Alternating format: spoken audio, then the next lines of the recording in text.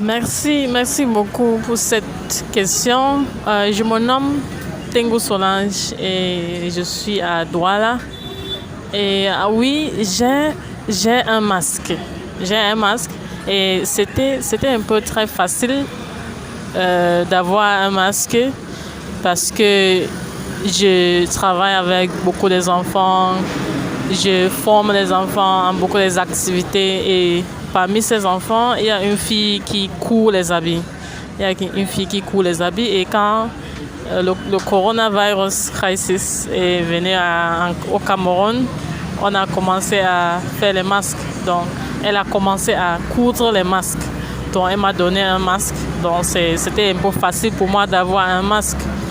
Et pour dire que je me sens protégée quand j'utilise le masque, c'est quelque chose qui n'est pas vrai parce que quand je porte le masque, je ne me sens pas très vraiment protégée.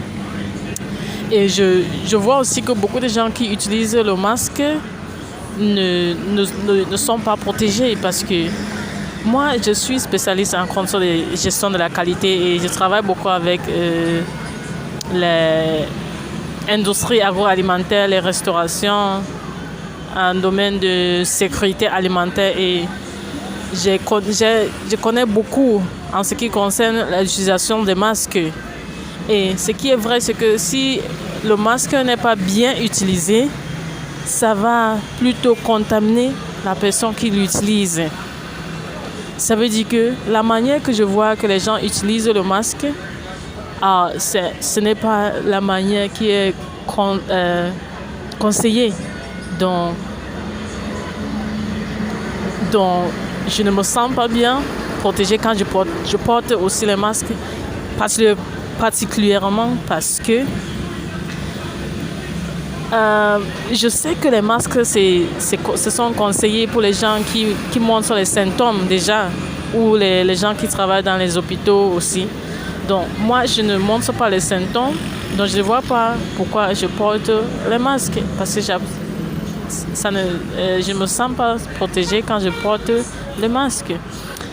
Et vraiment, le fait que nous, ici, on a commencé de produire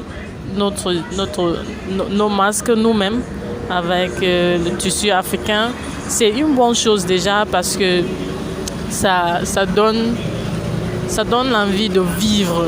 Tu vois, pendant cette période confinement, il y a beaucoup de gens qui sont stressés, qui n'ont rien à faire, ils restent seulement à la maison sans rien faire.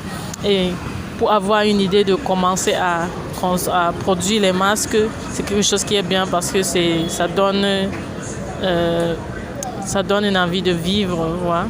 Et les gens qui font les masques, ils vendent aussi pour avoir l'argent, pour pouvoir vivre avec. Comme on a dit que les gens ne sortent pas encore dans la période de confinement, c'est un peu difficile.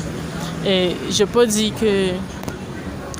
que les masques sont importés aussi. Les masques qu'on importe qui viennent de la Chine et les autres pays là, ce n'est pas 100% qualité.